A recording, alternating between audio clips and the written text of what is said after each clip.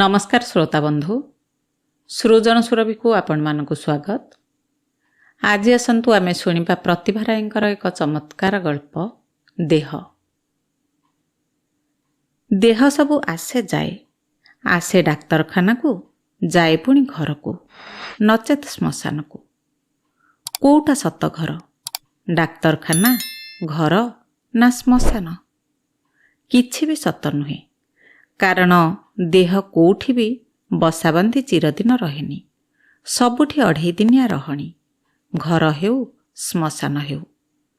दिने देह उड़ी जाए मुठाए भस्म होई, घर श्मशान सबुकु छाड़ी निर्माया होई।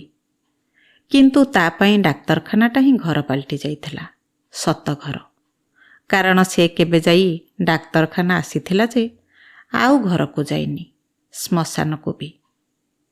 तारी सामनारे केते पीढ़ी मनीष डाक्तरखानारू घर नचेत श्मशान गलेनी।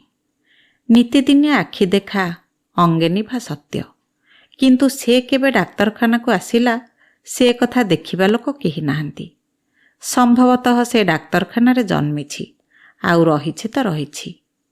केबे जन्मिथिला से कथा देखिबा लोक केही नाहांती। एठी एई डाक्तरखाना रे ता पिला काल, ता टोका बयस, ता युवावस्था कटिछि बोली किए बा कहि परिबो। ताकू जे देखिछंती वर्ष वर्ष धरी ताकू से अधा बयस रे ही देखि आसुछंती, पीढ़ी परे पीढ़ी। जेमिति कि तार बाल्य कैशोर किछि भी नथिला। अधा बयसिया मनीषटाए जेमती अलौकिक घटनार एक छोट दृष्टांत भली जन्मिथिला डाक्तरखाना रे, मा पेटरू नुहे, जेमिति कि डाक्तरखाना कांथरू छातरू शून्यरू। शून्य समस्तिंक मा, जार आखि देखा मा थाए से भी दिने मिलई जाए शून्य रे। बापा कथा न भाविले ही भल, कारण आखि देखा बापा तारी नाही। ऊपर वाला को बापा मानि नेले आउ चिंता कौन? सतकु सत तार किछि चिंता न थाए, थिले थिबो, मात्र ऊपर को दिसे बड़ अचिंता। अचिंता बोली ता उत्तुरा पेट कहिदिए ता निर्लिप्त मुह। स्थावर संपत्ति भितरे अछि तार निज देह, जीए ता थानरू केबे खुंचेनी। पंजीरा संगे तार मेदमांस उदर गंठी सबु आबुरा आबुरी होई आजन्म रहिछंती। वर्षक 12 मास भबा षंढ भली तार देहटा विवाक मुकुला। कमिज पिंधिबार केही केबे देखिनी। एइथिपई से कमिज पिंधेनी जे तार सान मुंड, अणओसार कांध, गलिया छाती सह बेओदिया पोलुह पेटकू खाप खुआई कमिज तैयारी करिबा भली दर्जी केही तालीम पाई नाहांती। काहार आग्रह भी नाही। से जदि खंडे सार्ट करंता एते काळ पिंधंता जे दर्जी बापुडार जीवन पाहि जांता। तार स्थावर संपत्ति भितरे अछि पुणी गोटाए खाकी कनार हाफ प्यांट। स्थावर संपत्ति एइथिपई जे से प्यांट ता देहरु केबे अलगा हेबार केही देखिनी। केतेबेले से गाधाए पाइखाना जाए काहारी नजर नाही। रहिबो बा कौन पाई? मने हुए कर्णंक कवच कुंडल परी से मैला मोटा खाकी कनार हाफ प्यांटा ता देह सह जन्म समयरू ही लागी रहिछि। ता न हेइथिले ताकू नुआ पेंट पिंधिबार केही हेले देखंता। जेतेबेले देख सेई गोटिए मैला कुचट पेंट, सेई पेंट खंडक भी कोउ दर्जी बनेइछि से कथा काहारी को जणा नाही। काहार कामधंदा नाही पचारि बुझिबो बेकार कथा। तेणु पेंटटा ता जन्म कालरू ता देह सह खाप खुआई बढुछि बोली भाबिले आश्चर्य हेबार किछि नाही। ता कांधरे बेग खंडे नथाए, हातरे मुणीटाए नथाए। तेणु ता देह छड़ा तार आउ किछि नित्य व्यवहार्य जिनिस अछि कि ना कहिबा कष्ट। दांत घसा पानिया एपरिकी गामुछा खंडे व्यवहार करुथिबार काहारी आखिरे पड़ेनी। तेबे अस्थावर संपत्ति भितरे तार अछि गोटिए गोड़, जो गोड़टाकू से निर्द्वंद्वर निजठारू अलगा कर देई पारे। जेतेबेले से डाक्तरखाना बारंडारे खाली चट्टाण उपरे निरालंब होई शोइथाए, सेई गोड़टाकू बड़ निर्लोभ ढंगरे निजठू विच्छिन्न करि देइथाए।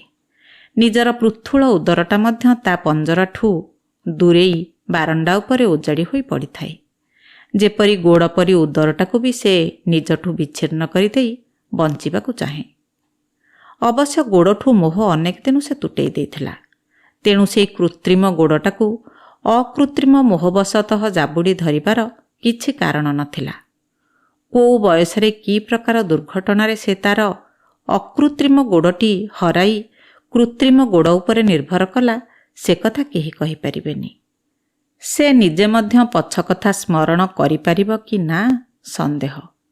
କୃତ୍ରିମ ଗୋଡ଼ଟାକୁ ଆଣ୍ଠୁଠାରୁ ପାଦ ପର୍ଯ୍ୟନ୍ତ ପିନ୍ଧି ସେ ଏପରି ଆତ୍ମବିଶ୍ୱାସର ସହ ଚାଲେ ଯେ ମନ ହୁଏ ଗୋଡ଼ଟା ଆଦୌ କୃତ୍ରିମ ନୁହେଁ, ମା ପେଟର।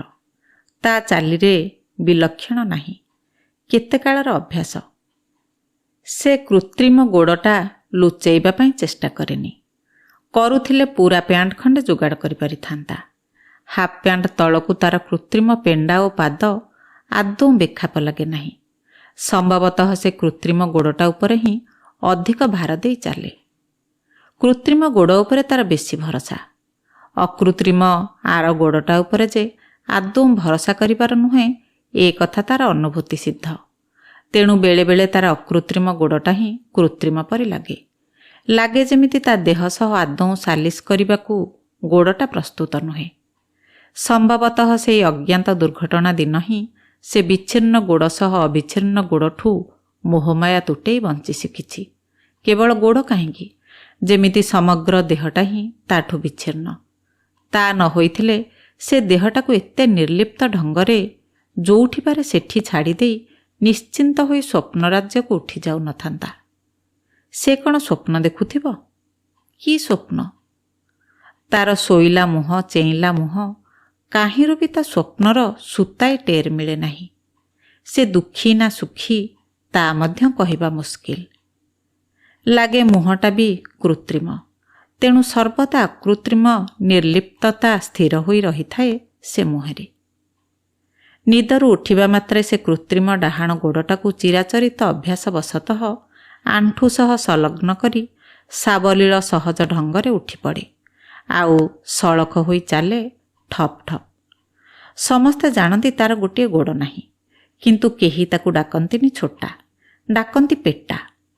ଗୋଡ଼ ନଥାଇ ମଧ୍ୟ ସିଏ ଦୃଢ଼ ଆତ୍ମବିଶ୍ୱାସର ସହ ମାଟି ଉପରେ ପଦାଘାତ କରି ନିଜର ସଳଖ ପଣିଆ ଜାହିର କରି ବଞ୍ଚିପାରିଛି। ତାକୁ ଛୋଟା ଡାକିବାର ଯଥାର୍ଥତା ନାହିଁ। ବରଂ ଦେହ ତୁଳନାରେ ପେଟର ଆକାର ବେଖାପ ଦିଶୁଥିବା ଦୃଷ୍ଟିରୁ ପେଟା ନାମଟା ହିଁ ତାକୁ ଯଥାର୍ଥ ଭାବରେ ଚିହ୍ନିତ କରିପାରେ। ଡାକ୍ତରଖାନାରେ ତାକୁ ବାଦ୍ ଦେଲେ ଆହୁରି ଅନେକ ପେଟୁଆ ଲୋକ ଯା ଆସ କରୁଥିବା ସତ୍ତ୍ୱେ ପେଟା କହିବା ମାତ୍ରେ ସେଇ ଏକଗୁଡ଼ିକିଆ ଡାକ୍ତରଖାନାର ସ୍ଥାୟୀ ବାସିନ୍ଦା ଲୋକଟାକୁ ହିଁ ବୁଝାଏ।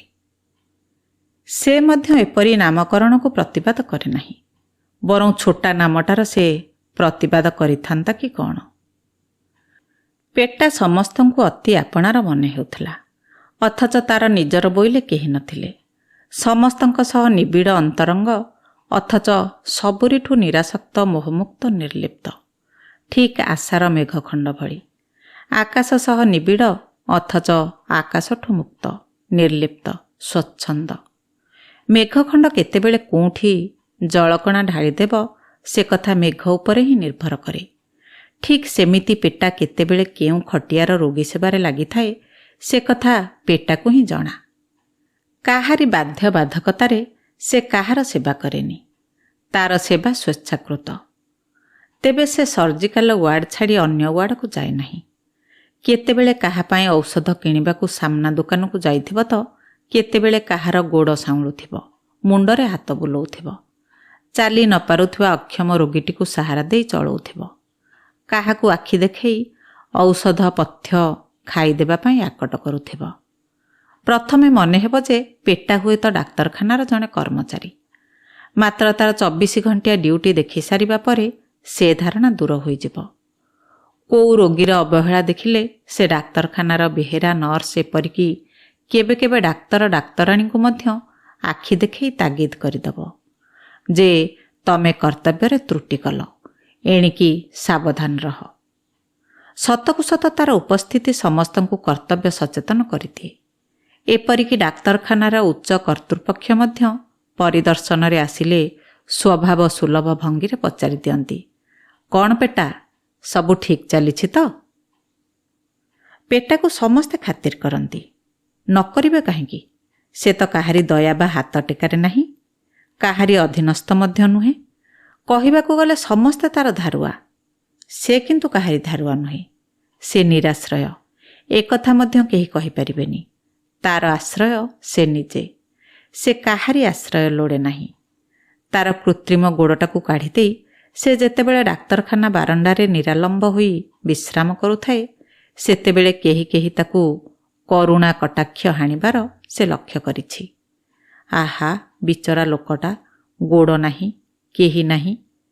ଏମିତି ଭାବ କାହାରି ମୁହଁରେ ଉକୁଟି ଉଠିଲେ ପେଟା ବଡ଼ ପାଟିରେ ଜବାବ ଦିଏ, ମୋତେ ଦୟା କରୁଛ? ବରଂ ନିଜକୁ ଦୟା କର। ତମର ଏ ଗୋଡ଼, ହାତ, ମୁଣ୍ଡ, ଛାତି, କଲିଜା, ରକ୍ତ ଆଉ ଜୀବନ ସବୁଦିନିଆ ବୋଲି ଜୋର ଦେଇ ତୁମେ କହିପାରିବ? କ'ଣ ଜାଣ ତମେ ସଂସାର ବିଷୟରେ?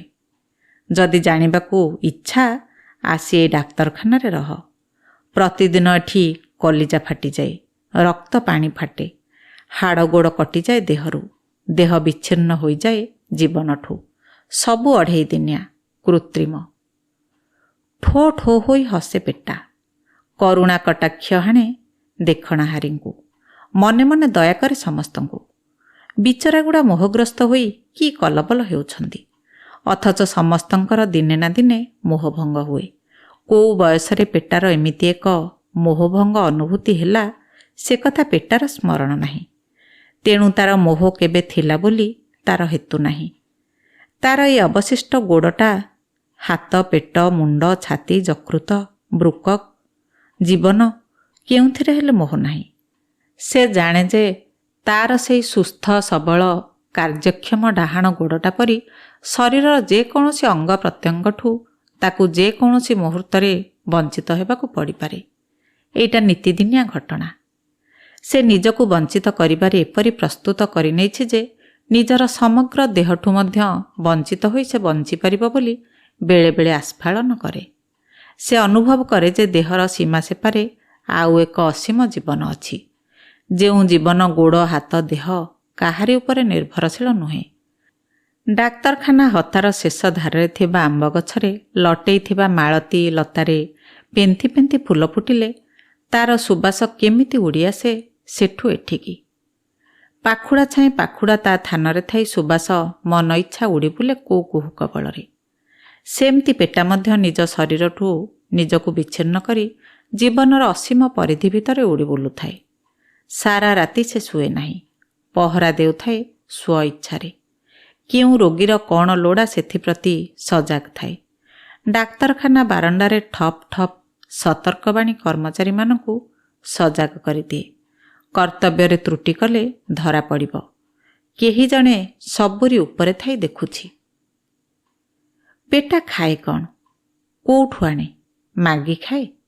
କେହି କେବେ ପେଟାକୁ ହାତ ପାତି ମାଗିବାର ଦେଖିନି। ତେବେ ରୋଗୀମାନଙ୍କର ସେବା କରି ସେ ହୁଏତ କିଛି ଅର୍ଜନ କରୁଥିବ ଏବଂ ସେଥିରେ ଜୀବନ ନିର୍ବାହ କରୁଥିବ। କିନ୍ତୁ ସଠିକ୍ କରି କହିହେବନି ଯେ ସେ ସେବାର ମୂଲ୍ୟ କାହାଠୁ ନେଇଛି ବୋଲି। ସମସ୍ତେ ଭାବନ୍ତି ଆମଠୁ ସିନା ନେଲାନି, ଆଉ କାହାଠୁ ନେଉଥିବ। ଯେତିକି ଲୋଡ଼ା ସେତିକି ନେଉଥିବ। ଅଧିକା ନେଇ ରଖିବ କୋଉଠି? କାହା ପାଇଁ ରଖିବ? ବେଳେବେଳେ ପେଟା ଯେତେବେଳେ ଗୋଡ଼ଟାକୁ ଆଡ଼େଇ ଦେଇ ତୁଚ୍ଛା ଚଟାଣରେ ଶୋଇପଡ଼ିଥାଏ, ଦେଖଣାହାରୀ ବିକଳ ପାଇ କିଛି ରେଜା ପଇସା ତା ଉପରେ ରଖିଦିଅନ୍ତି। କିମ୍ବା ଯାହାଠୁ ସେବା କରି ମୂଲ ନେଇ ନଥାଏ, ସେମାନେ ମଧ୍ୟ ଋଣମୁକ୍ତ ହେବା ପାଇଁ ପଇସା ରଖିଦିଅନ୍ତି। ନିଦ ଭାଙ୍ଗିଲେ ପେଟା ପଇସା ଦେଖି ଖୁସି ହୁଏନି। ମାତ୍ର କାହାକୁ ବା ପଇସା ଫେରେଇବ? ଗୋଟେଇ ରଖେ ପେଣ୍ଟ ପକେଟରେ। ସମ୍ଭବତଃ ସେଇ ପାଣ୍ଠିରୁ ସେ ଅଭାବଗ୍ରସ୍ତ ରୋଗୀଙ୍କୁ ଅସମୟରେ ସାହାଯ୍ୟ ବି କରେ। ପେଟା ଯଦିଓ ନିଜକୁ ଆଦୌ ଆଶ୍ଚର୍ଯ୍ୟଜୀବ ମନେ କରେନି, ଅନ୍ୟମାନେ ମନେ କରନ୍ତି ସେ ଗୋଟାଏ ବିସ୍ମୟ। ଜାତି, ଗୋତ୍ର, ନାଁ, ଗାଁ, ଠିକଣା କିଛି ଜଣା ନାହିଁ। ଅତୀତ ଭବିଷ୍ୟତ ସବୁ ଅନ୍ଧାର, ରହସ୍ୟମୟ। ତାର ନିର୍ଲୋଭ ନିଃସ୍ୱାର୍ଥପର ସେବା ମନୋଭାବ ମଧ୍ୟ ବିସ୍ମୟକର ମନେ ହୁଏ। ଆଜିକାଲି କିଏ ବା ନିଷ୍କାମ ସେବା କରେ? ଜଣେ ଥିଲେ ଗାନ୍ଧୀ, ତା ଉପରେ ଆଉ କାହିଁ କିଏ? ସବୁ ସେବାନୁଷ୍ଠାନ ଭିତରେ କିଛି ନା କିଛି ସ୍ୱାର୍ଥ ନିହିତ। କିଛି ନହେଲେ ଯଶଲୋଭ, ନାମ, ପ୍ରଚାର, ପ୍ରଶସ୍ତି ତ ନିଶ୍ଚୟ ଅଛି। ତେଣୁ ପେଟାର ଅନ୍ୟମାନଙ୍କ ପାଇଁ ସ୍ୱେଚ୍ଛାକୃତ ଶ୍ରମଦାନ, ସେବା ଏବଂ ଆତ୍ମୀୟତା ସମସ୍ତଙ୍କୁ ବିସ୍ମୟକର ମନେ ହେବା ସ୍ୱାଭାବିକ। ଦିନେ ହେଲେ ପେଟାର ପ୍ରଶସ୍ତି ସମ୍ବାଦପତ୍ର ଛାପିନି। ସେବା କାର୍ଯ୍ୟ ପାଇଁ ତାକୁ କେହି ମାନପତ୍ର, ସମ୍ବର୍ଦ୍ଧନା, ପୁରସ୍କାର ଦେଇନି। ଭବିଷ୍ୟତରେ ଏସବୁ ମିଳିବାର ସମ୍ଭାବନା ମଧ୍ୟ ନାହିଁ। ତା ସତ୍ତ୍ୱେ ପେଟାର ସେବା କାର୍ଯ୍ୟରେ ଉତ୍ସାହ ଭଙ୍ଗ ହୋଇନାହିଁ। ଏହା ହିଁ ସବୁଠାରୁ ବଡ଼ ବିସ୍ମୟ। ସର୍ଜିକାଲ ୱାର୍ଡକୁ ନୂଆ ରୋଗୀଟିଏ ଆସିଲେ ପେଟା ଏକା ଦିନକେ ତା ସହ, ତା ପରିବାର ସହ ଅନ୍ତରଙ୍ଗ ହୋଇଯାଏ। ପୁରୁଣା ରୋଗୀଟିଏ ସୁସ୍ଥ ହୋଇ ଘରକୁ ଯିବାବେଳେ ପେଟାର ତାଠାରୁ ଆତ୍ମୀୟତା ଊଣା ହୁଏନି, ବରଂ ବଢ଼େ। ଆହା, ଏଇ ଚିହ୍ନା ମଣିଷଟିକୁ ଆଉ କେବେ ଭେଟିବାର ସମ୍ଭାବନା ନାହିଁ। ଏମିତି ଏକ ଆଲୋଡ଼ନ ତା ଛାତି ଭିତରେ କ୍ଷଣେ ଘଣ୍ଟା ଚକଟା କରେ। ପୁଣି ସ୍ଥିର ହୋଇଯାଏ ଭାବତରଙ୍ଗ। ଈଶ୍ୱର କରନ୍ତୁ ଆଉ ତା ସହ ଭେଟ ନ ହେଉ। ଭେଟ ହେବାର ଅର୍ଥ ସେ ପୁଣି ଗୋଡ଼ ହାତ ଭାଙ୍ଗି କିମ୍ବା କୌଣସି ଅସାଧ୍ୟ ରୋଗ ଭୋଗି ଡାକ୍ତରଖାନାକୁ ଆସିବ। ନା, ବିଚରା ଆଉ କଷ୍ଟ ନ ଭୋଗୁ। ପେଟା ନିର୍ଲିପ୍ତ ମୁହଁ ନେଇ ବିଦାୟ ଜଣାଏ। ରୋଗୀଟି କୃତଜ୍ଞ, ତାର ଆଖି ସଜଳ, ଯେମିତି ଏକ ଅଦୃଶ୍ୟ ସମ୍ପର୍କର ଗଣ୍ଠି ରକ୍ତରେ ପଡ଼ିଯାଇଛି। ଯେତେ ହେଲେ ତ ମଣିଷ। ପେଟା ମୁହଁ ଖୋଲି କିଛି କହେନି। ମାତ୍ର ସେ ସ୍ଥିର ନିଶ୍ଚିତ ଯେ ଯେଉଁମାନେ ଡାକ୍ତରଖାନାରୁ ବିଦାୟ ନିଅନ୍ତି ସେମାନେ ଯେଉଁଠି ବି ଥାଆନ୍ତୁ, ପେଟା ସହ ଦିନେ ନା ଦିନେ ଜୀବନର ଅସୀମ ସେପାରେ ଦେଖାହେବ। ସମ୍ଭବତଃ ପେଟା ତାକୁ ଚିହ୍ନିପାରିବ। ତେଣୁ କୌଣସି ଦିନ ବିଦାୟ ପର୍ବକୁ ଶେଷ ପର୍ବ ମନେକରି ସେ ଦୁଃଖୀ ହୁଏନି। ପୁଣି ନୂଆ ରୋଗୀ ଆସନ୍ତି, ନୂଆ ସମ୍ପର୍କ, ନୂଆ କର୍ତ୍ତବ୍ୟ। ପେଟା ଜାଣେ ଯେଉଁମାନେ ଡାକ୍ତରଖାନାରୁ ବିଦାୟ ନିଅନ୍ତି ସେମାନେ ପେଟାକୁ ଝୁରି ହୋଇ ସମୟ ନଷ୍ଟ କରିବେନି। କାରଣ ପେଟା ତାଙ୍କର ସମ୍ପର୍କୀୟ ନୁହେଁ। ହଁ, କେତେବେଳେ କେମିତି ସ୍ମୃତିର ଫାଙ୍କରେ ଗୋଟିଏ ଆମୋଦର ପାତ୍ର ହୋଇ ପେଟାର ରୂପ ଝାପ୍ସା ହୋଇ ଉଙ୍କି ମାରିବ। ସ୍ପଷ୍ଟ ରୂପ ଦେବା ପୂର୍ବରୁ ଲିଭିଯିବ ଅନ୍ୟ ଗୁରୁତ୍ୱପୂର୍ଣ୍ଣ ପ୍ରସଙ୍ଗର ଚାପରେ। ସେମାନେ ପେଟାକୁ ଝୁରି ହେଲେ ପେଟାର ଲାଭ ବା କ'ଣ, ନ ହେଲେ କ୍ଷତି ବା କ'ଣ? ପେଟା ସହ କେହି ସ୍ଥାୟୀ ସମ୍ପର୍କ ତ ଯୋଡ଼ନ୍ତା ନାହିଁ। ପେଟା ମଧ୍ୟ କାହାରି ସହ ସ୍ଥାୟୀ ସମ୍ପର୍କ ସୂତ୍ରରେ ଆବଦ୍ଧ ନୁହେଁ। ଆଉ କେହି ବି ସ୍ଥାୟୀ ନୁହେଁ ତମ ପାଇଁ। ସଂସାରଟାକୁ ଅସ୍ଥାୟୀ ମନେକଲେ ମଣିଷର ଅନେକ ଦୁଃଖ, ଦୁଶ୍ଚିନ୍ତା, ରାଗ, ଅଭିମାନ, ମୋହ, ମାୟା ଦୂର ହୋଇଯାନ୍ତା। ପେଟା ସିନା ଡାକ୍ତରଖାନାରେ ରହୁଥିବାରୁ ସଂସାରର ପ୍ରକୃତ ସ୍ୱରୂପ ଏତେ ସହଜରେ ଦେଖିପାରୁଛି। ଅନ୍ୟ କିଏ କାହିଁକି ଡାକ୍ତରଖାନାରେ ସବୁଦିନ ରହିବ ନା ସଂସାରଠୁ ନିଜକୁ ମୁକାଳି ନେବ? ତେବେ ପେଟା ଜୀବନର ସବୁଠୁ ବଡ଼ ବିସ୍ମୟ ହେଉଛି ଯେ ସମସ୍ତେ ତା ହାତରୁ ପାଣି ପିଅନ୍ତି, ତା ହାତରୁ ଖାଦ୍ୟ ଖାଆନ୍ତି, ତାର ସେବା ଗ୍ରହଣ କରିବାରେ କାର୍ପଣ୍ୟ କରନ୍ତି ନାହିଁ। ଅନ୍ତତଃ ପଚାରି ନାହିଁ ତାର ଜାତି କ'ଣ, ଧର୍ମ କ'ଣ, ଛୁଆଁ କି ଅଛୁଆଁ। ଡାକ୍ତରଖାନା ସମସ୍ତଙ୍କୁ ସମ୍ଭବତଃ ଉଦ୍ଧାର କରିଦିଏ। ଡାକ୍ତରଖାନା ହେଉଛି ସର୍ବଧର୍ମ ସମନ୍ୱୟ ପୀଠ। ଡାକ୍ତରଖାନା ଗୋଟିଏ ପବିତ୍ର ସ୍ଥାନ ଯେଉଁଠି ରକ୍ତରେ ରକ୍ତ ମିଶେ, ଯନ୍ତ୍ରଣାରେ ଯନ୍ତ୍ରଣା ମିଶେ, ଦୁଃଖରେ ଦୁଃଖ ମିଶେ। ଜୀବନର ସଂକୀର୍ଣ୍ଣତା ମରଣରେ ଉଦାର ପାଲଟିଯାଏ। ମରଣରେ ମରଣ ମିଶି ଏକାକାର କରିଦିଏ ସଭିଙ୍କୁ। ସମୁଦ୍ରରେ ବିନ୍ଦୁ ବିନ୍ଦୁ ବର୍ଷା ଜଳ ମିଶିଯିବା ପରି। କିନ୍ତୁ ପେଟା କ୍ୟାବିନରେ ଥିବା ରୋଗୀମାନଙ୍କ ସହ ଏତେ ଘନିଷ୍ଠ ହୋଇପାରେ ନା। ତାର କାରଣ ହେଲା ସେମାନଙ୍କର ଧନବଳ ଓ ଜନବଳରେ ଅଭାବ ନଥାଏ। ତେଣୁ ପେଟାର ଆବଶ୍ୟକତା ସେଠି ନଥାଏ। ତା ଛଡ଼ା ସେବାକାରୀର ମଧ୍ୟ ଉପଯୁକ୍ତ ଥାଟ ରହିବା ଆବଶ୍ୟକ। ସମ୍ଭ୍ରାନ୍ତ ତଥା ଧନୀ ଲୋକମାନେ ଯାହା ତାହା ରୋଗ ଭୋଗିପାରନ୍ତି, ମାତ୍ର ଯାହା ତାହାଠାରୁ ସେବା ଗ୍ରହଣ କରିପାରିବେ ନାହିଁ। ବଡ଼ ଦୁଃଖ କଷ୍ଟଭରା ସେମାନଙ୍କର ଜୀବନ। ପାଖରେ କେହି ନଥିଲେ କଷ୍ଟରେ ଛଟପଟ ହେଉଥିବେ, ଅଥଚ ପେଟା ସ୍ତରରେ ଲୋକ ତାଙ୍କ କ୍ୟାବିନ ଭିତରେ ପଶିଗଲେ ତାଙ୍କର ମର୍ଯ୍ୟାଦାହାନି ହେବ। ତେବେ ପେଟା କେବେ କେବେ କ୍ୟାବିନ ସାମ୍ନାରେ ନସର ପସର ହୁଏ, କଣେଇ କଣେଇ ଭିତରକୁ ଉଙ୍କି ମାରେ। କାଳେ କିଛି ଲୋଡ଼ା ଥିବ। ଟଙ୍କା ପଇସା ମଣିଷର ସବୁ ଅଭାବ କ'ଣ ମେଣ୍ଟେଇ ପାରେ? କ୍ୟାବିନ ପେସେଣ୍ଟମାନେ ବି ବଡ଼ ଏକଲା, ଦୁଃଖୀ, ବେଳେବେଳେ ବଡ଼ ବେସାହାରା ମନେ ହୁଅନ୍ତି ପେଟାକୁ। ମାତ୍ର ଗଉଁ ଛାଡ଼ିବାକୁ ନାରାଜ। ପେଟା 2-4 ଥର ପଇଁତରା ମାରିଲେ ସେମାନେ କେବେ କେବେ ଦୟା ପାଇ ବଳି ପଡ଼ିଥିବା ଶୁଖିଲା ପାଉଁରୁଟି ଫଳ ପେଟାକୁ ଯାଚନ୍ତି। ପେଟା ତାଙ୍କ ଉପରେ ରାଗେନି, ବଡ଼ ଦୟା କରେ ସେମାନଙ୍କୁ। ଦିଆନିଆ ସମ୍ପର୍କ ବାହାରେ ଆଉ ଗୋଟିଏ ସମ୍ପର୍କ ଯେ ମଣିଷ ସହ ମଣିଷର ଅଛି ସେ କଥା ସେମାନେ ଜାଣନ୍ତିନି। କେଡ଼େ ଦୁଃଖୀ। ବଡ଼ ଲୋକ ବୋଲି ଖାଲି ଦୟା କରିବ, ଦାତା ବୁଲାଇବ, ଆଉ ସ୍ନେହ ପ୍ରେମ ମମତା ବୋଲି ଗୋଟାଏ ପଦାର୍ଥକୁ ଖାଲି ପୁଅ ଝିଅଙ୍କୁ ଓଜାଡ଼ିବ। ସଂସାର ଯାକର ସମସ୍ତଙ୍କୁ ନାକ ଟେକୁଥିବ। ଗୋଡ଼ ମୋଡ଼ିବା ପାଦ ମଚାଳିବାରେ ପେଟାର ଗୋଟାଏ ସୁନାମ ଅଛି। ଯେତେ ବିନ୍ଧା ଘୋଳା କଷ୍ଟ ଯନ୍ତ୍ରଣା ହେଉଥାଉ ପଛକେ ପେଟା ଏମିତି ବାଗରେ ରୋଗୀ ଦେଖି ତାର କଷ୍ଟ ଚିହ୍ନି ଭାଗ ମାପରେ ଘଷାମୋଡ଼ା କରିବ ଯେ ମନ୍ତ୍ର କଲା ଭଳି କଷ୍ଟ କୁଆଡ଼େ ଉଭେଇଯିବ। ଡାକ୍ତରଖାନାର ସ୍ଥାୟୀ କର୍ମଚାରୀମାନେ କହନ୍ତି ପେଟାର ଗୋଟାଏ ଅଦ୍ଭୁତ ଶକ୍ତି ଅଛି। ତାକୁ ହୁଏତ ତନ୍ତ୍ରମନ୍ତ୍ର ଜଣା। ସେଇଟା ପେଟାର ଜନ୍ମଗତ କି ସାଧନାଗତ ସେ କଥା କହିହେବନି। ମାତ୍ର ଏକଥା ସତ ଯେ ପେଟାର ସେବାରେ କଷ୍ଟ ଉଣା ହୁଏ, ଘା ଶୁଖି ଆସେ, ଆତ୍ମା ପୁରିଯାଏ। ବେଳେବେଳେ ଘଷାମୋଡ଼ା ପାଇଁ କ୍ୟାବିନରୁ ଡାକରା ଆସେ। ରୋଗୀର ଯନ୍ତ୍ରଣା ଔଷଧରେ ଉଣା ନ ହେଲେ ପେଟାର ଅଦ୍ଭୁତ ଶକ୍ତି ଉପରେ ଆଶ୍ରା କରିବାକୁ କ୍ୟାବିନ ପେସେଣ୍ଟ ବାଧ୍ୟ ହୁଅନ୍ତି। ପେଟାର ଓଜର ଆପତ୍ତି ନାହିଁ, ମାନ ଅଭିମାନ ନାହିଁ। ସେ କ୍ୟାବିନ ପେସେଣ୍ଟଙ୍କୁ ଘଷାମୋଡ଼ା କରି ଖୁସି କରିଦିଏ। ସତକୁ ସତ କଷ୍ଟ ଉଣା ହୁଏ ପେଟାର ହାତ ସ୍ପର୍ଶରେ। କଥାଟା ମିଛ ନୁହେଁ ଯେ ପେଟାର ଗୋଟାଏ ଅଦ୍ଭୁତ ଦୈବୀ ଶକ୍ତି ଅଛି। ମାତ୍ର ପେଟା ଜାଣେ ତାର କିଛି ଦୈବୀ ଶକ୍ତି ନାହିଁ କି ତନ୍ତ୍ର ସାଧନା ନାହିଁ। ସେ ଗୋଟାଏ ସାଧାରଣ ମଣିଷ, ଯାହାକୁ ସେବା କରେ ଅନ୍ତର ଦେଇ, ସ୍ନେହ ଶ୍ରଦ୍ଧା ଏବଂ ହୃଦୟର ଉଷ୍ମତା ଦେଇ ସେବା କରେ। ସେ ସେବା ପଛରେ ଦେବା ବ୍ୟତୀତ ନେବାର ଚିନ୍ତା ନଥାଏ। ଯଦି ଜଣଙ୍କର କଷ୍ଟ ଉଣା ହୁଏ ତେବେ ତାକୁ ସବୁକିଛି ମିଳିଯାଏ। କିନ୍ତୁ ଧନୀ ଲୋକ ପେଟାର ନିଃସ୍ୱାର୍ଥ ସେବାର ମୂଲ୍ୟ ଅଟକଳ କରନ୍ତି। ଟଙ୍କାଏ 2 ଟଙ୍କା, କେହି ଉଦାରଦାତା 5 ଟଙ୍କା ବି ଦେଇଦିଅନ୍ତି। ପେଟା ଜାଣେ ତା ସେବାର ମୂଲ୍ୟ ଟଙ୍କା ପଇସା ମଜୁରୀ ନୁହେଁ, ଆଉ କିଛି, ଯେଉଁଟା ଧନୀବାବୁଙ୍କ ପାଖରୁ ମିଳିବନି। କାରଣ ଟଙ୍କା ଦେଇ ସେମାନେ ସମ୍ପର୍କ ଯୋଡ଼ନ୍ତି, ସମ୍ପର୍କ ଭାଙ୍ଗନ୍ତି। ପେଟା ବି ସମ୍ପର୍କ ପଛରେ ଗୋଡ଼ାଏନି। ଟଙ୍କା ଧରି ସଲାମ ଠୁଙ୍କି ଫେରିଆସେ ଜେନେରାଲ ୱାର୍ଡକୁ। କେତେ କେତେ ରୋଗୀ ଖଟିଆ ଅଭାବରେ ତଳେ ଶୋଇଛନ୍ତି, କେତେ ରୋଗୀ ବାରଣ୍ଡାରେ ପଡ଼ିଛନ୍ତି। ତାଙ୍କ ପାଇଁ ଡାକ୍ତରଖାନା ଚଟାଣରେ ବି ଥାନ ନାହିଁ। ତାଙ୍କରି ସଙ୍ଗେ ପେଟାର ବେଶୀ ଭାବ ଦୋସ୍ତି। ଡାକ୍ତରଙ୍କୁ କହି ବୋଲି ପେଟା କାହାକୁ ଡାକ୍ତରଖାନାରେ ଥାନ ଦିଏ ତ ନର୍ସ ଦିଦିଙ୍କୁ କହି କାହାକୁ ପଥିପାଚନ ଦିଏ।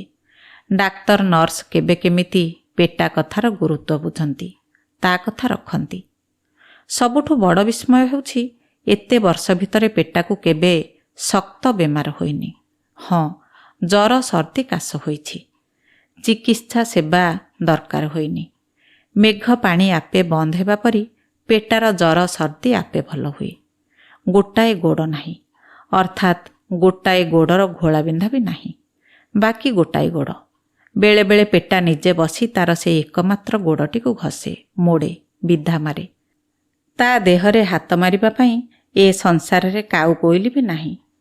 ତେବେ ଯଦି ଶକ୍ତ ବେମାର ହୁଏ ତେବେ ତାକୁ ନିଶ୍ଚୟ ଡାକ୍ତରଖାନାରେ ଖଟିଆଟିଏ ମିଳିଯିବାର ଆଶା ଅଛି। ସୁଚିକିତ୍ସା ଓ ସେବା ମଧ୍ୟ ମିଳିବ। ଏତେ ଦିନର ସମ୍ପର୍କ ଡାକ୍ତରଖାନା ସହ। ଡାକ୍ତର ନର୍ସ ସମସ୍ତେ ପେଟାକୁ ଚିହ୍ନନ୍ତି। ଅନ୍ତତଃ ପେଟାର ମରଣ ପର୍ବ ଅବହେଳିତ ହେବ ନାହିଁ। କିନ୍ତୁ ପେଟା ଜାଣେ ଯେ ତାକୁ ଡାକ୍ତରଖାନାରେ ଖଟିଆ ମିଳିବ ନାହିଁ। ଖଟିଆ ମିଳିବା ପାଇଁ ଏଠି ଲଢ଼ିବାକୁ ପଡ଼ିବ। ନିଜର ପରିଚୟର ଜୋର ଜାହିର କରିବାକୁ ହେବ। ସବୁଠି ଭିଡ଼। ପ୍ରତିଦିନ କୁଢ଼ କୁଢ଼ ରୋଗୀ ଆସୁଛନ୍ତି। ଡାକ୍ତରଖାନାରେ ଥାନ କାହିଁ? ହଁ, ପେଟାକୁ ସମସ୍ତେ ଚିହ୍ନନ୍ତି, ଜାଣନ୍ତି। ସେ ଜାଣିବାରେ ଅର୍ଥ କ'ଣ?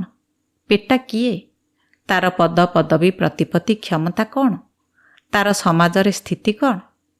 ତାକୁ ଡାକ୍ତରଖାନାରେ ଖଟିଆ ନ ମିଳିଲେ ତାର କିଛି ଯାଏ ଆସେ ନାହିଁ। କାରଣ ସେ ଜାଣେ ମୃତ୍ୟୁ ଡାକ୍ତରଖାନା ଖଟିଆକୁ ଅପେକ୍ଷା କରେ ନା। ଡାକ୍ତରଖାନା ଖଟିଆ, କେବିନ୍, ନର୍ସିଂହୋମ୍ ଏସବୁ ଲୋଡ଼ା ବନ୍ଧୁ ସ୍ୱଜନଙ୍କ ସେବାର ସୁବିଧା ପାଇଁ। ଯେହେତୁ ପେଟାର କେହି ବନ୍ଧୁ ସ୍ୱଜନ ନାହାନ୍ତି, ତେଣୁ ଡାକ୍ତରଖାନା ଖଟିଆର ଚିନ୍ତା ତାର ନାହିଁ। ପେଟା ଯେଉଁମାନଙ୍କର ସେବା କରେ ସେମାନଙ୍କଠୁ ସେବାର ପ୍ରତ୍ୟାଶା ତାର ନାହିଁ। ସେମାନେ ସମସ୍ତେ ଉଡ଼ାଚଢ଼େଇ, ଡାକ୍ତରଖାନାରେ 2 ଦିନର ଅତିଥି। ତେଣୁ ସେମାନେ ତାଙ୍କ ଘରୁ ପେଟାର ସେବା କରିବା ପାଇଁ ଡାକ୍ତରଖାନା ଆସିବେ ନାହିଁ। ଡାକ୍ତରଖାନା ଖଟିଆ ଚାରିକଡ଼ ନୀତି ମରଣପାଲା ପେଟା ଦେଖୁଛି। ମଣିଷ ଯଦି ଠୋ କିନା ମରିଗଲା ବଡ଼ ଅବଶୋଷ ଆତ୍ମୀୟ ସ୍ୱଜନଙ୍କର। ସେବା କରିପାରିଲେନି, ଚିକିତ୍ସା କରିପାରିଲେନି ବୋଲି ଜୀବନ ଯାକର ମନସ୍ତାପ। ରୋଗୀ ଯଦି ଖଟିଆରେ ପଡ଼ି ସୁକୁସୁକୁ ହେଲା, ତେବେ ସେବା ପରିଣତ ହୋଇଯାଏ ବିରକ୍ତିରେ। ମଣିଷ ବଞ୍ଚିବ ନଚେତ୍ ମରିବ, ତା ମଝିରେ ଯେଉଁ ଗଲା ଗଲା ଡାକ ପଡ଼ିବା ଅବସ୍ଥା, ସେଇଟା ରୋଗୀକୁ ଯେତେ କଷ୍ଟ ନୁହେଁ, ଆତ୍ମୀୟ ସ୍ୱଜନଙ୍କୁ ସେତେ କଷ୍ଟ। ଆତ୍ମାକୁ କଷ୍ଟ, ଶରୀରକୁ ବାଧା। ମଣିଷ କେତେ ସେବା କରିପାରିବ ପୂତି ଗନ୍ଧମୟ ଡାକ୍ତରଖାନାରେ? ଏଠି ମାସ ମାସ ନୁହେଁ, ବର୍ଷ ବର୍ଷ ଧରି ରୋଗୀ ପଡ଼ନ୍ତି। ରୋଗଠୁ ବଳେଇ ପଡ଼େ ଅବହେଳା, ଅଯତ୍ନ ଆଉ ଅନାଦାର। ସେତିକିବେଳେ ମଣିଷ ବୁଝେ ସେ ଅନ୍ୟ ପାଇଁ କେତେ ଅଲୋଡ଼ା, ପୁଣି କେତେ ଲୋଡ଼ା। ମରଣଠୁ ମରଣର ଅବହେଳା ବାଧେ। ସେତିକିବେଳେ ପେଟା ଛାଇ ପରି ଲାଗି ରହିଥାଏ ରୋଗୀର ଖଟିଆ ପାଖରେ। କେହି କେହି ଭାବନ୍ତି ଆତ୍ମୀୟ ସ୍ୱଜନ ହେବେ ପରା। ନୂଆ ନୂଆ ରୋଗୀଟିଏ ଖଟିଆକୁ ଆସିଲେ ଭିଡ଼ ଲାଗେ 7-8 ଦିନ। ତାପରେ ରକ୍ତର ଘନିଷ୍ଠତା ଉପରେ ନିର୍ଭର କରି କେତେଜଣ ଡ୍ୟୁଟି ବଜାନ୍ତି ପାଳି କରି। ବର୍ଷ ବର୍ଷ ପଡ଼ୁଥିବା ରୋଗୀଙ୍କୁ କେହି ଖୋଜାଲୋଡ଼ା କରନ୍ତିନି। କାହାର ବେଳ କାହିଁ। ରକ୍ତ ସମ୍ପର୍କ ବି ବେଳେବେଳେ ପାଣି ଫାଟିଯାଏ। କିନ୍ତୁ ମରଣ ସମ୍ବାଦ ପାଇଲେ ପୁଣି ଭିଡ଼ ଜମେ। ବଡ଼ ମୁଣ୍ଡିଆ ହୋଇଥିଲେ ଭିଡ଼ ସମ୍ଭାଳି ହୁଏନି। କେତେ ଫୁଲମାଳ, କେତେ ଶୋକ, କେତେ ଗୁଣଗାନ। ପେଟା ମୁହଁ ନ ଖୋଲି ସେମାନଙ୍କୁ ଜବାବ ଦିଏ, ଏତେ ସ୍ନେହ ଶ୍ରଦ୍ଧା, ଆପଣାର ଭାବ ଆଜି ଯାଏଁ ଥିଲା କୋଉଠି? ବଞ୍ଚିଥାଇ ପଦେ ଶୁଣିଥିଲେ ମଣିଷ ଜୀବନ ସାର୍ଥକ ହୋଇଥାନ୍ତା ଅବା। ମରନ୍ତେ କହିଲେ କିଏ ଶୁଣିବ? ନିଜକୁ ନିଜେ ଶୁଣେଇବା କଥା ତ। ମଡ଼ାଟାକୁ ଅକାରଣରେ କାହିଁକି ଘେରିଛ? ବେଳେବେଳେ ପେଟା ମଡ଼ା ପାଖରେ ଠିଆ ହୋଇ ଠୋ ଠୋ ହସେ। ଯେତେବେଳେ ଲୋକଟା ମର୍ମର ହେଉଥିବ, ପେଟା ଆଖିରୁ ଲୁହ 2 ଟୋପା ଖସି ପଡ଼ିବାର ବହୁ ଲୋକ ଦେଖିଛନ୍ତି। ସେବା କରୁଥିବ ମରିପଡ଼ି, ମାତ୍ର ପିଣ୍ଡରୁ ପ୍ରାଣ ଉଡ଼ିଯିବା ମାତ୍ରେ ପେଟା ସେଠୁ ପାର। ଅନ୍ୟମାନେ ଭିଡ଼ ଜମେଇ ଶୋକ ପ୍ରକାଶ କରୁଥିବାର ଦେଖିଲେ ପେଟା ମୁହଁ ଉପରେ ଠୋ ଠୋ ହସିବ। କେହି ନଥିଲେ ମଡ଼ା ଉଠାଇବାକୁ ଡାକିଲେ ସଫା ମନା କରିଦେବ। କହିବ, ଯାହା କରିବାର କଥା ପିଣ୍ଡରେ ପ୍ରାଣ ଥିବା ତକ, ତା ବାଦେ ମୋର ଆଉ କିଛି କରିବାର ନାହିଁ। ଯଦି କେହି ନାହିଁ, ମେହେନ୍ତରକୁ ଡାକ। କିଛି ତଫାତ ନାହିଁ। ପେଟାଟା ବଡ଼ ହୃଦୟହୀନ। ମୃତାତ୍ମା ପ୍ରତି ଶ୍ରଦ୍ଧା ବା ସମ୍ମାନ ନାହିଁ। ହଉ, ମରଣ କ'ଣ ପେଟାକୁ ବାଦ ଦେଇଦବ? ଡାକ୍ତରଖାନାର କର୍ମଚାରୀ ବେଳେବେଳେ ପେଟାକୁ ତାଗିଦ କରିଦିଅନ୍ତି ଯେ ପେଟା ବାସି ମଡ଼ା ହେବ, ତାକୁ କେହି ଛୁଇଁବେ ନାହିଁ। ପେଟା ଆହୁରି ବେଖାତିର ଭାବେ ଢପ୍ ଢପ୍ ଚାଲେ, ଜବାବ ଦିଏ, ମୋ ମଡ଼ା ଆଉ ଯିଏ ଉଠଉ, ତମକୁ ଖୁସାମତ କରିବାକୁ ମୁଁ ଆସିବି ନାହିଁ। ଗୋଡ଼ ନଥାଇ ଯଦି ମୁଁ ଚାଲୁଛି, ଜୀବନ ନଥାଇ ଚାଲିପାରିବି ନାହିଁ କାହିଁକି? ମୋ ମଡ଼ା ଉସ୍ମାନ ଉଠିବ, କାହାରି କାନ୍ଧ ବାରି ହେବ ନାହିଁ। ପେଟାର ବାର୍ଦ୍ଧକ୍ୟ ରୋଗ, ତା ପାଇଁ ଡାକ୍ତରଖାନା ଖଟିଆ ବ୍ୟବସ୍ଥା, ତାର ସେବା ଶୁଶ୍ରୂଷା, ତାର ମରଣୀ, ଶବ ସତ୍କାର ଇତ୍ୟାଦି ସମ୍ପର୍କରେ ବେଳେବେଳେ ଡାକ୍ତରଖାନା କର୍ମଚାରୀଙ୍କ ଭିତରେ ସରଗରମ ଆଲୋଚନା ହୁଏ। ପେଟା କାନରେ ପଡ଼ିଲେ ପେଟା ଚିରାଚରିତ ଢଙ୍ଗରେ ବେଖାତିର ହସ ଉଡ଼ାଏ। ସତେକି ପେଟା ଜାଣିଥିଲା ଯେ ମରଣଟା ତା ହାତ ମୁଠାରେ। ସେ ଯେମିତି କାଇଦାରେ ଚାହିଁବ ସେମିତି ମରିପାରିବ। ସତକୁ ସତ ପେଟା ଜାଣିବାମିତି ଦିନେ ଡାକ୍ତରଖାନା ବାରଣ୍ଡାରେ ନ ଶୋଇଲା ଯାଇ ଡାକ୍ତରଖାନା ହତାର ଗୋଟିଏ ଗଛ ମୂଳେ। ବେଳେବେଳେ ସେଠି ସେ ବସେ, ଶୁଏ। ତେଣୁ କେହି କିଛି ଅନ୍ୟଥା ଭାବିଲେନି। ମାତ୍ର ତା ପରଦିନ ସକାଳକୁ ପେଟା ମରି ଶୋଇଛି। କୃତ୍ରିମ ଗୋଡ଼ଟାକୁ କାଢ଼ି ଦେଇ ସେ ପ୍ରାୟ ଶୁଏ। ମାତ୍ର ସେଦିନ କୃତ୍ରିମ ଗୋଡ଼ଟାକୁ ଅକୃତ୍ରିମ ଅନ୍ତରଙ୍ଗତାରେ ପିନ୍ଧି ସେ ଏ ଜନ୍ମର ଯାତ୍ରା ଶେଷ କରିଛି। କେହି କେହି ଆହା ଚୁ ଚୁ କଲେ। ତାପରେ ଯିଏ ଯାହା ବାଟରେ ଗଲେ। ପେଟାର ଜାତି ଧର୍ମ କିଛି ଜଣା ନଥିବାରୁ କେଉଁ ରୀତିରେ ତାର ସତ୍କାର ହେବ ଏ ସମ୍ପର୍କରେ ନାନା କଳ୍ପନା ଚାଲିଲା। ପୋଷ୍ଟମର୍ଟମ ହେବ କି ନା, ତାର କେହି ଆତ୍ମୀୟ ସ୍ୱଜନ ବନ୍ଧୁବାନ୍ଧବ ଅଛନ୍ତି କି ନା, ଏ ସମ୍ପର୍କରେ ମଧ୍ୟ ବିଚାର ଆଲୋଚନା ହେଲା। ଏମିତି ସଞ୍ଜ ହୋଇଗଲା। ସ୍ଥିର ହେଲା ରାତି ପାଇଲେ ମେହେନ୍ତରମାନେ ମଡ଼ାବୁହା ଗାଡ଼ିରେ ଶବଟାକୁ ନେଇଯିବେ। ହିନ୍ଦୁ ମତରେ ଦାହ କରିଦେବା ହିଁ ଭଲ ହେବ ବୋଲି କେତେକ ହିନ୍ଦୁ କର୍ମଚାରୀ ଡାକ୍ତରଖାନାରେ ମତ ଦେଲେ। ସେଠାରେ ସମ୍ଭବତଃ କେହି ଅଣହିନ୍ଦୁ ଉପସ୍ଥିତ ନଥିବାରୁ ଦ୍ୱିମତ ଉପୁଜିଲା ନାହିଁ। ପେଟା ସଙ୍ଗେ ସଙ୍ଗେ ବାଜି ପକାଇଥିବା କେତେଜଣ ପୁରୁଖା କର୍ମଚାରୀ ସହାନୁଭୂତିର ସହ କୁହାକୁହି ହେଉଥିଲେ। ମଣିଷ ହୋଇ ଗର୍ବ କରିବ କ'ଣ ପାଇଁ? ଦେଖ, ପେଟା ବାସିମଡ଼ା ହେଲା ନାହିଁ କି?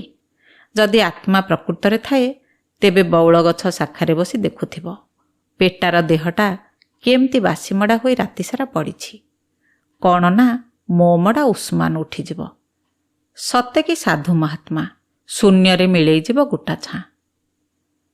ସତକୁ ସତ ସେଇ ଅନ୍ଧାର ବିଟବିଟ ରାତିରେ ବଉଳ ଗଛ ମୂଳେ ପେଟାର ବିରାଟ ନିଷ୍ପ୍ରାଣ ଶରୀର ପଡ଼ି ରହି ପଚିବାକୁ ଲାଗିଲା। ରାତିଟା ସେଦିନ ଅପେକ୍ଷାକୃତ ବେଶୀ ଅନ୍ଧାର ଓ ଅଧିକ ଦୀର୍ଘ ମନେ ହୋଇଥିଲା ସର୍ଜିକାଲ ୱାର୍ଡର ଡ୍ୟୁଟିରେ ଥିବା କର୍ମଚାରୀ ଓ ନର୍ସମାନଙ୍କୁ। ବଡ଼ ମାଡ଼ି ମାଡ଼ି ପଡ଼ୁଥିଲା। ପ୍ରତି ମୁହୂର୍ତ୍ତରେ ମନେ ହେଉଥିଲା ପେଟାର ଶବଟା ଯେମିତି ଅନ୍ଧାର ଭିତରୁ ଖଣ୍ଡିଆଭୂତ ଭଳି ଉଠି ଆସୁଛି, ଆଉ ଡାକ୍ତରଖାନା ବାରଣ୍ଡାରେ ଠପ୍ ଠପ୍ ଚାଲୁଛି। ଏ କଥା ସତ ଯେ ପେଟାର ଦେହ ପଚିଯିବ, ମାତ୍ର ତାର ସେଇ କୃତ୍ରିମ ବିଶ୍ୱସ୍ତ ଗୋଡ଼ଟି ପଚିବନି। ସେଇ ଗୋଟାଏ ଗୋଡ଼କୁ ଆଶ୍ରା କରି ପେଟାର ପ୍ରେତ ଠପ୍ ଠପ୍ ଚାଲୁଥିବ ଚିରଦିନ। ସର୍ଜିକାଲ ୱାର୍ଡର ଏ ମୁଣ୍ଡ ସେ ମୁଣ୍ଡ। ତାର ଆତ୍ମା କେବେ ହେଲେ ତାର ପ୍ରିୟ ସର୍ଜିକାଲ ୱାର୍ଡରୁ ମୁକ୍ତ ହେବ ନାହିଁ। ସେଦିନ ରାତି ଡ୍ୟୁଟିରେ ଥିବା ନର୍ସ ଓ କର୍ମଚାରୀଗଣ ପେଟା ଛାଇ ଅନ୍ଧାର ଭିତରେ ଠିଆ ହୋଇଥିବାର ଥରେ ଦିଥର ଝାପ୍ସା ଦେଖିଥିବାର କୁହାକୁହି ହେଲେ। କେଜାଣି ହୋଇଥିବ ମନର ଭ୍ରମ। ରାତି ପାହିଲା ବେଳକୁ ବଉଳ ଗଛ ମୂଳେ ଭିଡ଼। ପେଟାର ଅଷାଢ଼ ଦେହଟା ଉଭାନ ହୋଇଛି। ପେଟାର କୃତ୍ରିମ ଗୋଡ଼ଟା ପଡ଼ି ରହିଛି ଗଛ ମୂଳେ, ପେଟାର ଅସ୍ତିତ୍ୱ ଜାହିର କରି। କୁଆଡ଼େ ଗଲା ପେଟାର ଶବ? ବିଲୁଆ କୁକୁର ଝିଙ୍କି ନେଲା କି? ତା କେମିତି ହେବ? ରାତିସାରା ଡାକ୍ତରଖାନା ହତାରେ ଗହଳ ଚହଳ ଲାଗିଛି। କେହି ଜାଣିଲେନି। ସୋର ଶବ୍ଦ ନାହିଁ। ଶବଟା ଝିଙ୍କି ନେଲେ ନିଶବ୍ଦରେ, ବିନା ଭୁକାଭୁକିରେ, ବିନା ବାଣ୍ଟକୁଣ୍ଟରେ କୁକୁର ବିଲୁଆ। ପେଟାର ଶବଟା କିଏ ବା କାହିଁକି ଚୋରି କରିବ? ଏତେ ଲୋକଙ୍କ ଗହଳ ଚହଳ ଭିତରେ ଶବଟାକୁ ଚୋରି କରିଦେବା ମଧ୍ୟ ସମ୍ଭବ ନୁହେଁ। ଖୋଳତାଡ଼ ଚାଲିଲା। ଶବ ସତ୍କାର ଚିନ୍ତାରେ ନୁହେଁ, କୌତୂହଳ ବଶତଃ। ଭୌତିକ କାଣ୍ଡ ପ୍ରତି ମଣିଷ ମନର ଚିରାଚରିତ ଆଗ୍ରହ ଓ କୌତୂହଳ। ନାନା କଳ୍ପନା ଜଳ୍ପନା ଚାଲିଲା। ସମସ୍ତଙ୍କୁ ସ୍ତମ୍ଭୀଭୂତ ବିସ୍ମୟବିଭୂତ କରି ପେଟାର ଶବ ଆବିଷ୍କାର କରାଗଲା ଆନାଟୋମି ବିଭାଗର ଏକ ବିରାଟ ଟେବୁଲ ଉପରେ। ନିରାଲମ୍ବ ହୋଇ ଶୋଇଛି ପେଟା ଚିରାଚରିତ ଭଙ୍ଗୀରେ, ଦେହକୁ ଅବଜ୍ଞା କରି, ଗୋଟାଏ କଡ଼ ମାଡ଼ି। କୃତ୍ରିମ ଗୋଡ଼ଟା ନାହିଁ, ଆଉ ଲୋଡ଼ା ନାହିଁ। ଶବଟା କେମିତି ଉଷ୍ମାନ ଉଠିଗଲା ସର୍ଜିକାଲ ୱାର୍ଡ ହତା ଭିତରୁ ଆନାଟୋମି ବିଭାଗର ବନ୍ଦ କୋଠରୀ ଭିତରର ଟେବୁଲ ଉପରକୁ। ସକାଳେ ମଧ୍ୟ ଆନାଟୋମି ହଲର କବାଟରେ ତାଲା ଝୁଲୁଥିଲା। ଖୋଲିଲା ବେଳକୁ ପେଟାର ଦେହଟା ଟେବୁଲ ଉପରେ ସୁରକ୍ଷିତ। ଘଟଣାଟି ଭୌତିକ କି ମନୁଷ୍ୟକୃତ ଏଯାବତ୍ କୌଣସି ସମାଧାନର ସୂତ୍ର ମିଳିନି। ବହୁ ବର୍ଷ ବିତିଗଲାଣି ଏ ଭିତରେ। ପେଟାର ଶବଟାକୁ ସୁରକ୍ଷିତ କରାଯାଇଛି। କେତେ ମୁଥ ପିଲା ପେଟାର ଦେହଟାକୁ ପଢ଼ି ପଢ଼ି ଶରୀର ତତ୍ତ୍ୱର ସାର କଥା ଶୁଣି ଅସାରପଣିଆ ସମ୍ପର୍କରେ ଅବଗତ ହୋଇସାରିଲେଣି। ଏବେ ମଧ୍ୟ ନିରାଶ୍ରୟ ରୋଗୀର ସେବା ଶୁଶ୍ରୂଷା କେଉଁ ଅଦୃଶ୍ୟ ହାତ ବେଳେବେଳେ ସର୍ଜିକାଲ ୱାର୍ଡରେ କରେ। ରାତି ନିଶୁନ ହେଲେ ମରଣ ଯନ୍ତ୍ରଣାରେ ଛଟପଟ ରୋଗୀର ପାଦ କେହି ସାଉଁଳି ଦିଏ, ଘଷାମୋଡ଼ା କରେ। ବେଳେବେଳେ ରାତି ଡ୍ୟୁଟିରେ ଥିବା ଡାକ୍ତର ନର୍ସ ଢୁଳେଇ ପଡ଼ିଲେ ସର୍ଜିକାଲ ୱାର୍ଡ ବାରଣ୍ଡାରେ ଶୁଭେ କାହାର ତାଗିଦ କରା ଠପ୍ ଠପ୍ ଭାରିପାଦ ଶବ୍ଦ। ଅନ୍ଧାର ଭିତରେ ଦିଶିଯାଏ ଦାଉ ଦାଉ ଦୁଇଟା ଜଗୁଆଳି ଆଖି। କାମ କର୍ତ୍ତବ୍ୟ ଠିକ୍ ଚାଲିଛି ନା ନାହିଁ। କେବେ କେବେ ପେଟା ସହ ସାମ୍ନାସାମ୍ନି ଭେଟ ବି ହୋଇଯାଏ। ଏପରି ଘଟଣା କେହି କାହା ଆଗରେ କହେ ନାହିଁ। କିଏ ବିଶ୍ୱାସ କରିବ? କହିବେ ମନର ଭୟ। ହଁ, ମନ ହିଁ ସାବଧାନ କରିଦିଏ କର୍ତ୍ତବ୍ୟରେ ତ୍ରୁଟି ହେଲେ। ଦେହର ସୀମା ଅତିକ୍ରମ କରି ପେଟାର ଆତ୍ମାର ଅସ୍ତିତ୍ୱ ମନ ଭିତରେ ନିର୍ବିଘ୍ନରେ ଗୃହୀତ ହୋଇଯାଇଛି ଆପଣା ଛାଁ। ପେଟାର ଛାଇକୁ, ତାର ସେବା ଶୁଶ୍ରୂଷା ଓ ସତର୍କ ବାଣୀକୁ ସ୍ୱାଭାବିକ ଗ୍ରହଣ କରିନେଲେଣି ସମସ୍ତେ। ଡର ଭୟ ନାହିଁ, ଖାତିର ଅଛି। ଯେମିତି ପେଟା ଆଦୌ ମରିନାହିଁ, କେବଳ ଦେହତ୍ୟାଗ କରିଛି। ଶ୍ରୋତାବନ୍ଧୁ, ଗଳ୍ପଟି ଆପଣମାନଙ୍କୁ କିପରି ଲାଗିଲା ମତାମତ ଦ୍ୱାରା ନିଶ୍ଚୟ ଜଣାଇବେ। ରହୁଛି, ନମସ୍କାର।